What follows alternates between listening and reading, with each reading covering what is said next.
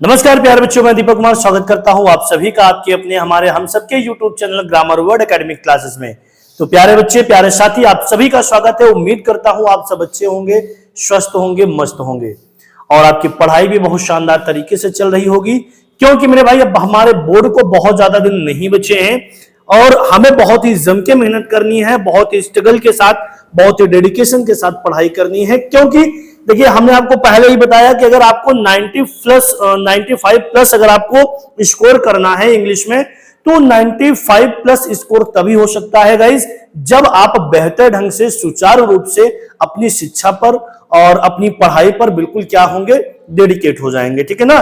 क्योंकि बच्चे आपके बहुत सारे सिलेबस हैं जो आपको बहुत परेशान करते हैं, बहुत सारे चैप्टर्स ऐसे हैं आपको जो परेशान करते हैं। तो आपके सिलेबस की बहुत सी चीजें जो आपको परेशान करने वाली हैं, उनको मैं इजीली आपके लिए बिल्कुल सॉल्व कर दूंगा। बहुत ही इजी वे में आपको सिखाने की कोशिश करूंगा हर उन चीजों को जो आपको टफ लगता होगा। और जैसा कि मैं आपको पहले ही संदेश दे चुका हूं कि हम लोग बहुत जल्द लाइव जुड़ने वाले हैं, बहुत जल्द आपकी क्लासेस लाइव चलने वाली हैं और आपकी जो भी क्लासेस होंगी गाइज वो शाम को 7 बजे से ही स्टार्ट होंगी। ठीक है ना। यानी कि जो भी क्लास होगा आपका 7 to 8, 8 to 9, 9 to 10, ऐसे ही कुछ आपका समय जो है सारणी बनाया जाएगा। चाहे वो क्लास 9th की होगी, 10th की या फिर 11th 12th किसी भी क्लास का होगा, सारे जो है क्लासेस के जो क्लासेस होंगे ऑनलाइन वो इसी समय से कुछ चलेंगे। तो चलिए आज के टॉपिक में हम लोग सीखने वाले हैं गाइस आइटम एंड फ्रेज को। ठीक है, किसको सीखने वाले हैं? आइटम एंड फ्रेज को। आइटम का मतलब क्या होता है बेटा? आइटम का मतलब होता है मेरे बच्चे, यहां पे चलिए देखिएगा जी। आइटम का मतलब क्या होता है? आइटम का मतलब हो जाता है मुहावरा। क्या हो जाता है गाइस? आइटम का मतलब हो जाता है मुहावरा एंड फ्रेज का मतलब होता है वाक्यांश। क्या होता है गाइस? फ्रेज का मतलब होता है वाक्यांश। तो हम आज के टॉपिक में क्या सीखने वाले हैं गाइस? आज के टॉपिक में हम लोग सीखने वाले हैं आइटम एंड फ्रेजेस को, और बहुत ही इजी वे में, बहुत ही इजी तरीके से। तो चलिए आपको बिल्कुल नए तरीके से मैं सिखाने की कोशिश करता हूं और आज की क्लास को शुरू करता हूं। तो उम्मीद करता हूं कि आपकी क्लास बेहतर होगी और अगर आपकी क्लास अच्छी लगेगी तो आप लोग क्लास को शेयर एंड वीडियो को लाइक जरूर कर दीजिएगा। चलिए हम लोग शुरू करते हैं आज की वीडियो को। तो भैया आपने देखा है कि आपकी एग्जाम में अल्टरनेटिव क्वेश्चन आते हैं। ठीक है ना। तो अल्टरनेटिव क्वेश्चन किस प्रकार से आते हैं, आपके आइटम को मैं तैयार करवाने की कोशिश करता हूं। तो आपको करना क्या है? चूज द करेक्ट मीनिंग, यानी आपको सही मीनिंग चूज करनी है, सही मीनिंग आपको बतानी है। मीनिंग किसकी बतानी है बच्चे? चलिए मीनिंग किसकी बतानी है देखिएगा। वर्ड है blow his own trumpet. Blow his own trumpet. अच्छा, ऑन का मतलब क्या होता है? ऑन का मतलब होता है खुद, अर्थात जब स्वयं की बात की जाती है तो ऑन का मतलब यहां पे खुद या स्वयं हो जाता है। ठीक है ना। On trumpet. अच्छा, ट्रम्पेट का मतलब, ट्रम्पेट एक प्रकार का म्यूजिकल इंस्ट्रूमेंट होता है जो ट्रम्पेट बजाने की बात की जाती है ना। आप देख सकते हैं पिक्चर में, देखिए क्या है। अब यहां पे हम क्या कह सकते हैं, ये क्या कर रहे होंगे? ये फ्लैटर। देखिए, फ्लैटर का मतलब चापलूस होता है। फ्लैटर का मतलब क्या होता है? चापलूस होता है या फिर बहुत ज्यादा बकबक करने वाला होता है। ठीक है भाई। और डिस्कस का मतलब किसी बात को लेके क्या करना, डिस्कशन करना, यानी कि बातचीत करना। एंड प्रेज अदर का मतलब होता है दूसरों की प्रशंसा करना, लेकिन ऐसा नहीं है। यहां क्या है? ब्लो हिज ऑन ट्रम्प का मतलब हो रहा है प्रेज, प्रशंसा करना, वंस ऑन सेल्फ, खुद की। भैया खुद के मुंह से खुद की तारीफ करना क्या कहलाता है? ब्लो हिज ऑन ट्रम्पेट होता है। ठीक है, क्या होता है guys? Blow his own trumpet, which means praise one's own self, यानी कि क्या करना?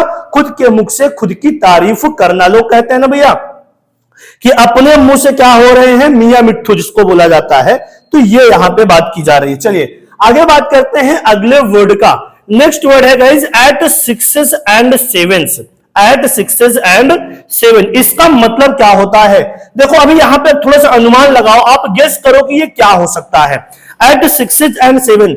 अच्छा, मैं ये कहूं 1 2 3 4 5, किसी चीज को मैं क्या कर रहा हूं, ऑर्डर में अगर लिखूंगा, किसी चीज को ऑर्डर में लिखूंगा यानी क्रम वाइज लिखूंगा, तो यहां पे एट 6 and 7 नहीं होता।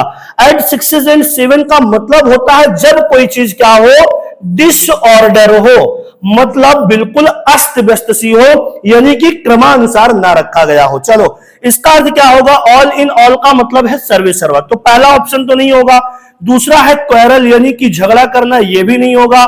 स्पीक लाउडली तेज तेज बोलना या जोर से बोलना, यह भी नहीं होगा।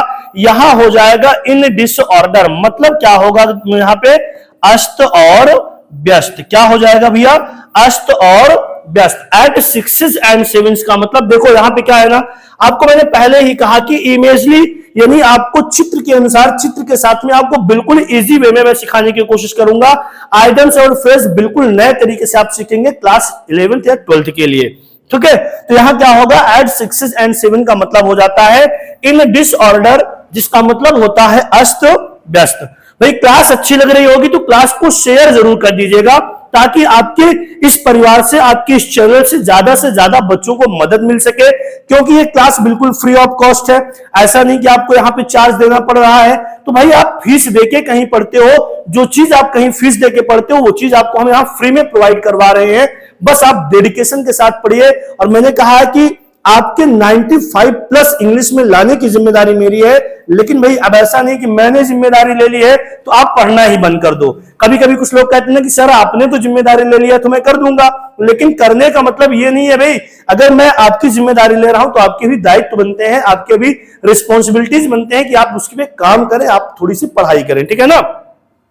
चलिए बात करते हैं अगले वर्ड का। अगला वर्ड है अ बेड ऑफ रोजेस। क्या है बच्चे? अ बेड ऑफ रोजेस।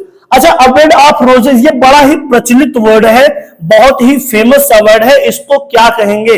इसका मतलब होता है फूलों की सेज। क्या होती है भैया? फूलों की सेज। अब देखो यहां पे आपने देखे होंगे, यहां पे दो पर्सन आपको दिख रहे होंगे। एक वो है जिसके ऊपर काम का बहुत ज्यादा लोड है, और एक वो है जो बिल्कुल फ्री माइंड है। मतलब क्या कर रहा है? एक पढ़ रहा है, एक सारा दिन केवल काम काम काम कर रहा है। अभी मैं कह दूं, मैंने ये कहा कि लोगों को आईएएस से पीसीएस बनने का बड़ा शौक होता है, ठीक है ना। लेकिन आपको पता भी है कि आईएएस जो है एक जिम्मेदार पद होता है। आईएएस एक बहुत ही जिम्मेदारी का काम होता है। तो हम ये कह सकते हैं कि life is not like a bed of roses. जीवन जो होती है वो फूलों की सेज नहीं होती। मतलब जीवन आसान नहीं है। जीवन अगर यहां पे आप लिए हैं, जन्म लिए हैं, तो जिंदगी भर आप जब तक जीते रहेंगे गाइस, वहां पे आपको काम काम काम लगा रहेगा। जैसे क्या है? वर्क वर्क वर्क, इनके ऊपर लाद दिया गया है, भैया ये काम ही करते पड़े हैं ना। तो क्या होगा? अ बेड ऑफ रोजेस, जिसका मतलब क्या होता है? फूलों की सेज। मतलब क्वाइट कंफर्टेबल। क्या कह सकते हैं? Quite comfortable. यहां पे क्विकली का मतलब जल्दी नहीं होगा। हार्ड टाइम का मतलब कठिन समय, ये भी नहीं होगा। ब्रिंग का मतलब होता है लाना, सो ये भी नहीं होगा। यहां हो जाएगा क्वाइट कंफर्टेबल। क्लियर? चलिए, उम्मीद करता हूं कि समझ आ रहा होगा। चलिए अगले टॉपिक की बात करेंगे। अगला वर्ड है at daggers down. At daggers down, इसका मतलब क्या होता है? इसका मतलब होता है घोर शत्रुता, जिसको हम लोग बोलते हैं जानी दुश्मन। क्या बोलते हैं भैया? जानी दुश्मन। भाई बचपन से ही या हमेशा से ही आप जन्म जब से लिए हैं, आपने देखा हो कि किसी परिवार में दो परिवार हैं, दो परिवार के बीच में उन दोनों में क्या है? आपस में हमेशा जब देखो तब सुबह होते ही झगड़े होने शुरू हो जाते हैं। तो एक प्रकार से हम कह सकते हैं यार ये दोनों एक दूसरे के क्या है? जानी दुश्मन है। अगर ये एक दूसरे का जो है मौका पाते ही क्या करते हैं? छोड़ते नहीं, लड़ना शुरू कर देते हैं। तो ऐसे लोगों के लिए हम क्या बोल सकते हैं? एट डैगर्स डाउन, जिसका मतलब क्या होता है? घोर शत्रुता, कि भैया ये पा जाए ये खंजर इनके अंदर डाल दे, और ये पा जाए तो ये खंजर इनके अंदर डाल दे। तो इसी को क्या बोलेंगे? घोर शत्रुता। कि मौका पाते ही, अवसर पाते ही काम कर लेना, ठीक है ना। तो फ्रेंड का मतलब क्या है? मित्र नहीं होगा। वेरी डियर, बहुत प्रिय नहीं होगा। ऑनेस्ट, ईमानदार नहीं होगा। यहां पे क्या हो जाएगा? बिटर एनिमी, यानी कि घोर शत्रुता, ठीक है ना। वैसे तो बिटर का मतलब कड़वा भी होता है। बिटर का मतलब क्या होता है बेटा? कड़वा होता है, ठीक है। चलिए अगले वर्ड पे आ जाते हैं भाई। All Greek and Latin. अब देखो ये बड़ा बढ़िया सा वर्ड है, ये आप पे बिल्कुल सूट करता है। अभी आपने क्या किया? पूरे साल पढ़ाई नहीं की। अब पढ़ाई नहीं की, आप एग्जाम पेपर देने के लिए एग्जाम में बैठ गए, और जैसे ही क्वेश्चन पेपर आपको मिला, क्वेश्चन पेपर पाने के बाद आपको सारी चीजें क्या लगने लगी? ऑल ग्रीक एंड लैटिन, मतलब बहुत कठिन लगने लगी, आपको समझ ही नहीं आ रहा है कि पेपर कहां से पूछ लिया है। भाई हमको सर ने कहां पढ़ाया था और हम लोग कहां से पूछ रहे हैं क्वेश्चन और कहां का आंसर दे रहे हैं, तो ये हमारी आपके समझ में नहीं आ रहा है। और जब नहीं समझ में आ रहा है तो हम कह सकते हैं वेरी डिफिकल्ट टू अंडरस्टैंड, मतलब समझने में जो बहुत कठिन हो उसको क्या कहा जाता है guys, all Greek and Latin बोला जाता है। क्या बोला जाता है, ऑल ग्रीक एंड लैटिन। देखिए इंपॉर्टेंट डे, महत्वपूर्ण दिन, ये नहीं होगा। हॉल एंड सोल ये भी नहीं होगा, नन ये भी नहीं होगा, क्योंकि हॉल एंड सोल का मतलब होता है सर्वे सर्वा, इंपॉर्टेंट दिन का मतलब होता है खास दिन। चलिए आगे देखिए, अगला है a man of letters. A man of letter का मतलब क्या है, प्रचलित व्यक्ति। अच्छा ये बताओ, इस इमेज को कौन कौन नहीं पहचानता, ये कौन है, इस मोहतरमा का नाम बताइए भैया। ये है कैटरीना कैफ। कौन है, ये है कैटरीना कैफ। आजकल बहुत सारे लोग इनके दीवाने हैं भैया, हम भी हैं, क्या करें, सारे लोग से अलग थोड़ी ना है, हम भी हैं। तो यहां पे आपने देखा कैटरीना कैफ जो है ये क्या है, अ मैन ऑफ लेटर्स है। आज इन्हें ऐसा कोई नहीं है जो ना जानता हो, भाई सारे लोग जानते हैं ना, वेल नोन कह सकते हैं या बहुत प्रचलित, ठीक है ना। तो यहां पे क्या बोलेंगे, फेमस। क्या बोलेंगे गाइस, फेमस। स्ट्रेंजर का मतलब अजनबी होता है, लोनली का मतलब अकेला, नन का मतलब इनमें से कोई नहीं है, कुछ भी नहीं, ठीक है। अगला वर्ड है बेटा यहां पे, a hard nut to crack, मतलब कठिन कार्य करना। कैसा कार्य करना भैया, कठिन कार्य करना। आप पढ़ाई कर रहे हो, क्या कर रहे हो, पढ़ाई कर रहे हो, और भाई बहुत ज्यादा मेहनत कर रहे हो, बहुत ज्यादा मेहनत करके आप क्या पा गए, गवर्नमेंट जॉब पा गए। तो लोग क्या कहते हैं कि यार इसने असंभव को संभव करके दिखाया है, मतलब इसने बड़ा कठिन कार्य किया है, मतलब a hard nut to crack कर दिया है बंदे ने। क्या किया है, a hard nut to crack कर दिया है। तो यहां पे क्या होगा, डिसऑर्डर नहीं होगा, डिफिकल्ट वर्क बिल्कुल सही हो जाएगा, फर्स्ट स्पीच भी नहीं होगा, लार्ज का मतलब बड़ा, फर्स्ट स्पीच पहला भाषण ये भी नहीं होगा, एंड डिसऑर्डर का मतलब जो होता है क्रम में ना हो, ठीक है ना। लेकिन यहां पे क्या होगा, डिफिकल्ट वर्ड बिल्कुल सही हो जाएगा। जल्दी से बताएंगे कमेंट करके, समझ आ रही कि नहीं भाई बात, समझ आ रही नहीं, क्योंकि आज हम लोग ये पहला सेगमेंट कर रहे हैं, ये समझ लीजिए, ये हम लोग पहला सेगमेंट कर रहे हैं आइटम्स एंड फ्रेज का। लेकिन नेक्स्ट डे जो हम बात करेंगे भाई, इससे भी बेहतर, इससे भी सॉलिड, इससे भी बेहतरीन बेहतरीन आपकी आइटम्स एंड फ्रेजेस में लेके आऊंगा, ठीक है। अगले वर्ड की बात करेंगे, अगला है an apple of discord. An apple of discord, देखिए ये कई तरीके से पूछा जाता है, इसके कई प्रकार के वर्ड होते हैं। एक तो हम कह सकते हैं रूट ऑफ केस, ठीक है ना, रूट ऑफ केस, या कह सकते हैं केस ऑफ परल भी बोल सकते हैं। इसका मतलब क्या होता है, झगड़े की जड़। क्या होता है गाइस, इसका मतलब होता है झगड़े की जड़, झगड़े की जड़। समझ आ रही होगी बात, क्या होता है झगड़े की जड़। तो क्या कह सकते हैं, केस ऑफ क्वेरल बोल सकते हैं। कंफर्टेबल का मतलब आराम, यहां नहीं होगा। फ्रेंड का मतलब अस्पष्ट, ये भी नहीं होगा। एनिमी का मतलब शत्रु, ये भी नहीं होगा भैया। अच्छा केस ऑफ क्वेरल में एक बात आपको समझ आई होगी, आपने देखा होगा महाभारत का युद्ध, आपने हमेशा से सुना होगा कि महाभारत का युद्ध क्यों हुआ था। भाई महाभारत के युद्ध के कारण क्या थे, झगड़े की जड़ क्या थी, तो भैया वहां झगड़े की जड़ केवल महिला थी। कौन थी, महिला थी, ठीक है। या महिला के अलावा बोल सकते हैं वहां की प्रॉपर्टी यानी कि जमीन को लेके झगड़ा हो रहा था। किसको लेके हो रहा था, जमीन को लेके झगड़ा हो रहा था। तो सीधी सी बात है ना guys, an apple of discord which means क्या होता है, केस ऑफ क्वेरल यानी कि झगड़े की जड़, ठीक है। आगे बात करते हैं अगले वर्ड की, अ लायंस शेयर। इसका मतलब क्या होता है, बड़ा भाग। लायंस शेयर का मतलब होता है बड़ा भाग यानी बड़ा हिस्सा। भैया एक बार क्या हुआ, जंगल में ना एक सभा बुलाई गई, और सभा बुलाने के बाद लोग क्या कर रहे थे, वहां के जो जानवर थे, तमाम प्रकार के खरगोश, हिरण, हाथी, सारे लोग क्या कर रहे थे, अपने अपने हद को बांट रहे थे। कौन किस व्यक्ति के शेयर में, किस व्यक्ति के हिस्से में कितना आएगा, कितना बड़ा सा जंगल का भाग आएगा, उससे में आपको रहना है। तो भैया शेर भाई साहब तो नहीं पहुंचा, शेर नहीं पहुंचा, लेकिन लोग इतना डरते थे शेर से, इतना उसका खौफ तक, उसके ना जाने के बाद भी क्या किया लोगों ने, उसका हिस्सा बड़ा सा निकाल के रख दिया कि भैया हम शेर से पंगा नहीं लेंगे, हम 2 रोटी कम खाएंगे, लेकिन झगड़ा उससे कौन करे भाई, पानी में रह के मगरमच्छ से कौन बैर करता है, यही बात हो गई ना। तो मतलब अ लायंस शेयर का मतलब क्या हो जाता है गाइस, बड़ा भाग मतलब ग्रेटेस्ट शेयर, रिलेशन का मतलब संबंध, टू डाई का मतलब मरना, साइलेंस का मतलब चुप्पी, लेकिन क्या होगा ग्रेटेस्ट शेयर। ठीक है, अगले वर्ड की बात करेंगे ब्रेक द आइस। इसका मतलब होता है चुप्पी तोड़ना। यहां बर्फ को तोड़ना नहीं होगा।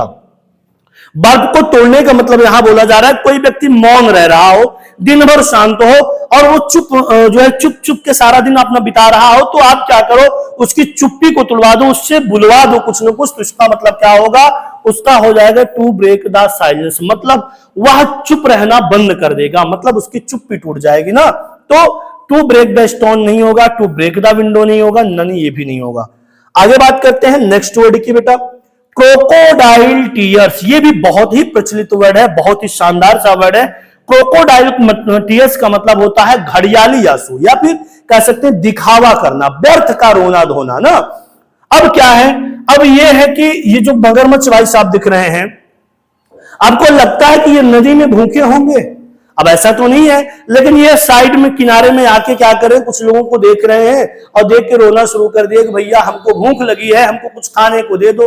और अब बताओ, अगर इनसे इंप्रेस होके, इनसे मोह माया लगा के कोई इनके पास जाए तो क्या ये छोड़ेंगे? नहीं छोड़ेंगे। मतलब ये क्या कर रहे हैं, दिखावा कर रहे हैं। शो फॉल्स सॉरो मतलब व्यर्थ का दिखावा करना। असेम का मतलब शर्मिंदा, प्रेजेंट का मतलब उपस्थित, विश का मतलब इच्छा नहीं होगा। यहां ए वाला ऑप्शन बिल्कुल सही होगा। ठीक है, cry for the moon, cry for the moon, death नहीं होगा। इम्पॉसिबल बिल्कुल यहां पे हो जाएगा असंभव। इंप्रेस का मतलब प्रभावित, इंक्रीज का मतलब बढ़ना, डेथ मतलब मृत्यु नहीं है, यहां इम्पॉसिबल होगा। बहुत लोगों को आप कहते हुए सुनते होंगे, फिल्मों में अक्सर कहते हैं ना कि अगर तुम मिल जाओ जमाना छोड़ देंगे हम ना। और लोग कभी कभी गाना देखते हो ना कि अगर आसमां तक मेरे हाथ जाते तो कदमों में तेरे सितारे बिछाते। साला बताओ, उनके बाप का है जो है आसमान, तारे, आसमान, चांद सब उनके बाप बाप के हो गए हैं। लोग कहते हैं मैं तुमको चांद पे लेके चलूंगा, चांद के नजारे कराऊंगा। अरे भैया ये सब क्या है, असंभव बातें हैं भाई, ये बिल्कुल भी सत्य नहीं है। मतलब जो चीजें काल्पनिक हैं, केवल वास्तविकता से बिल्कुल परे है, उसको इम्पॉसिबल कह सकते हैं। मतलब क्राई फॉर द मून मतलब किसी ऐसी चीज के लिए रोना धोना जो आपको वास्तविक में मिल नहीं सकती, जो सत्यता में आप नहीं पा सकते हैं, केवल ख्वाबों में उसे पा सकते हैं। तो गाइस आज के लिए बस इतने ही वक्त थे हमारे पास। आई होप कि आपको क्लासेस अच्छी लगी होंगी, और जैसा कि मैंने आप सबसे कहा बहुत ही जल्द हम लोग ऑनलाइन क्लासेस आपको प्रोवाइड करवाने वाले हैं, तो उसके लिए बिल्कुल तैयार रहिए बेटा। बहुत ही जल्द हम सब अपनी पूरी टीम के साथ, सारे सब्जेक्ट के साथ आपके साथ जुड़ेंगे, और उससे पहले आप लोग चैनल को लाइक करें, सब्सक्राइब करें और इस परिवार को जितना हो सकता है बढ़ाएं। उम्मीद करता हूं आप लोग ये जरूर करेंगे। धन्यवाद, नमस्कार, बाय, जय हिंद।